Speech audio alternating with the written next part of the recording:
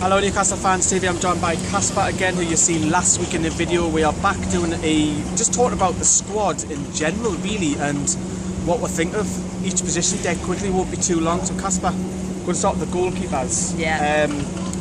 Talk to me about the goalkeepers. Do you think we're strong in that position, or do you feel... We've got a lot of options in the goalkeepers department now. We've got Carl Darlow tied down to 2020, Freddie Woodman signed a new 4-year deal, Matt Sells on a 4 or 5-year deal. The future for Woodman, yeah. Right, would you say? Yeah. Very excited about him. I think he's one for the future. Definitely. He needs a loan spell out for the season, do you feel? Under 23 football or league football? I think under 23 would be fine, but a loan spell, if he can become a number one at a small club, League 2 or something, that would be good. So I think that's the thing. Get the experience. That leaves now Sells and Darlow to fight for the number one. Yeah. Sells looks a little bit dodgy. Yeah. A bit fragile. I think Darlow can capitalise on that. I hope so, because personally, if I was in Rafa's shoes, I would be picking Carl Darlow ahead of Sells. Yeah. I think he's a better goalkeeper. Aerially, he's better, and he breeds confidence for the defence. Yeah.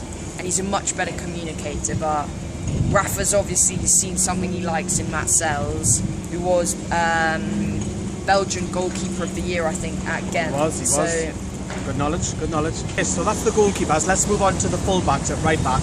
So, Yedlin has signed recently, just last week. Yeah. Yamatsu went out the door. We'll talk about Jesus Camus as a right-back as well. Yeah. In this section. Because he can play there, very versatile. Are we strong in that position? Yeah, we've got options. At this level? We're strong enough, but I think in the Premier League we would need someone the class, like a notch above. Do you think we need to buy again? We might have to next summer, seeing how Yedlin does. And we've got the Champions League player in Jesus Camus, who can play on the right back, and we'll come on the left back straight after him. He can play on both flanks. Is he going to be used, or we're going to see a lot of him, or is he going to be used as a backup for both positions, do you feel? I think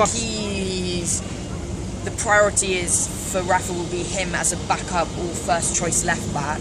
Yeah. So I don't think we'll see him as much on the right side, because I think Anita can come in in at right back. It's another good shout when you are right back as well. So I think there's going to be a bit of competition for places between Yedlin and Anita, really. So looking at the left back, obviously Gamas can play there. Yeah. We've got Paul Dummett. Yeah. We've got Haidara, who's very close coming back. Do you feel Haidara coming back is a boost for Newcastle, or do you feel it doesn't make any difference at all to Dummett? Do you feel Dummett needs a bit of threat? Yeah, definitely.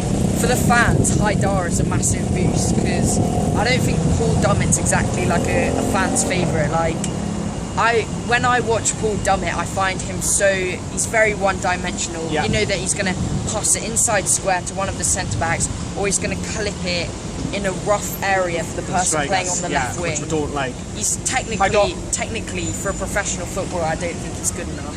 Haidara going forward, I feel he's a lot more better. Yeah, exactly. Defensively, I hate to say it, Dummett is better. Yeah. But Dummett's not great. I would rather see Haidara play. I'd rather see Haidara definitely home games. Yeah, definitely. Away games, I'd probably change that.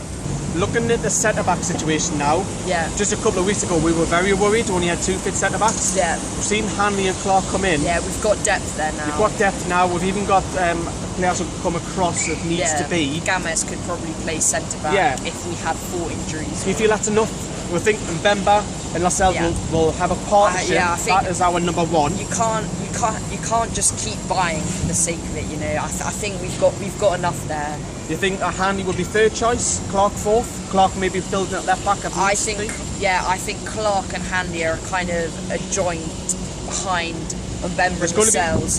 Cup games, rotation, tiredness. Yeah.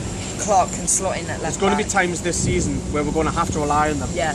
So, I would agree. Chancel has to go away to the African Cup of Nations in January. And at some point, we'll pick up an injury or suspension even. Yeah, so exactly. We're all going to have to look at those. We're going to see the pair of them a fair bit. Moving out the defensive midfield, we've got quite a few. Now Xavier left last week as well, so that opens it up a bit. We've got Anita who can play there. We know he can play full back, so he could be playing full back this season. We've got Isaac Hayden. We've got Hayden who's looked very impressive. We've got Colback who's more your gritty defender. We still have Czech Tiote on the books. Czech Tiote sorted that out. We've got quite a few players there in that position. Even Shelby could effectively play there. Yeah. Who's the partnership you want this season in that position for the whole of the season? I think on what we've seen so far, it would have to be Isaac, Hayden, and Shelby. I would agree with you that.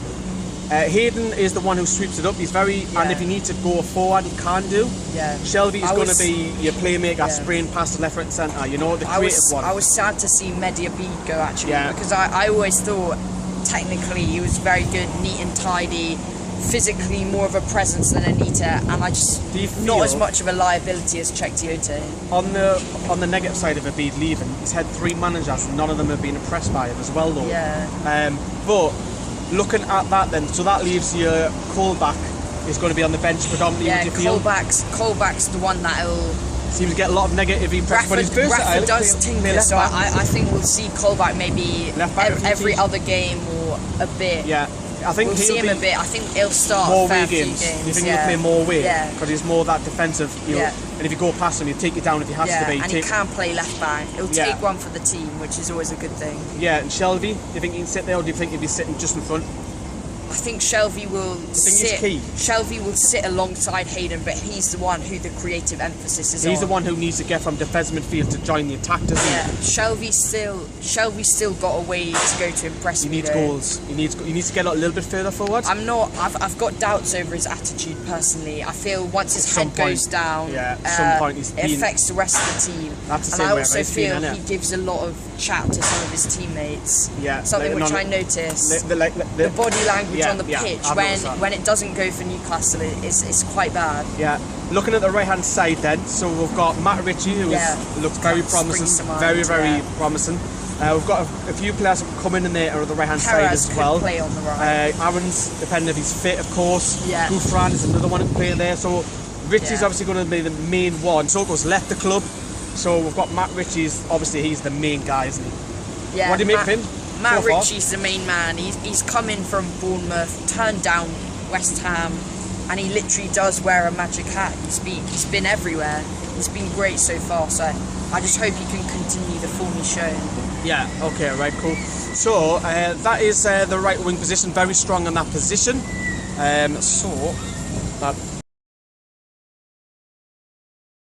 So we're looking at the number 10 role. So we've got Jose Perez, and we've also got Mojiame, who we've just seen literally there.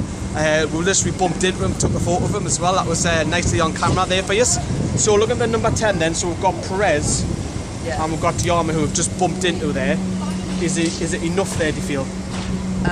So CM Dion left for Ajax on a season-long loan. Or was it PSV? PSV. Yeah, PSV, you're right. Sorry.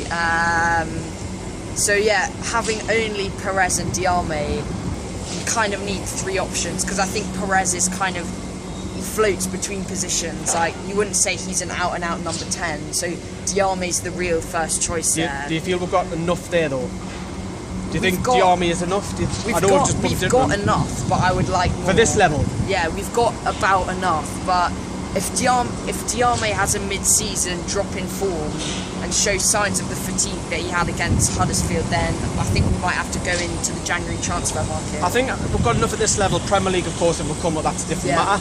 So looking at the left wing position then, we've got Rolanda Aarons, who's currently injured at the minute, and we've also got Johan Gouffran. That's a problem, sure. Yeah, or maybe Perez can come across.